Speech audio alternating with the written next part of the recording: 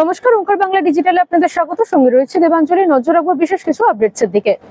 কাশ্মীরের অনন্তনাগে আতঙ্কবাদী নিকেশ অভিযানের সময় তুষার ঝড়ে প্রাণ হারালেন দেশের দুই এলিট প্যারা কমান্ডো।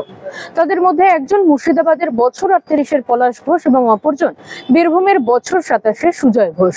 সুজয়ের মরদেহ আজ দুপুরে তার গ্রামের বাড়িতে পৌঁছানোর কথা।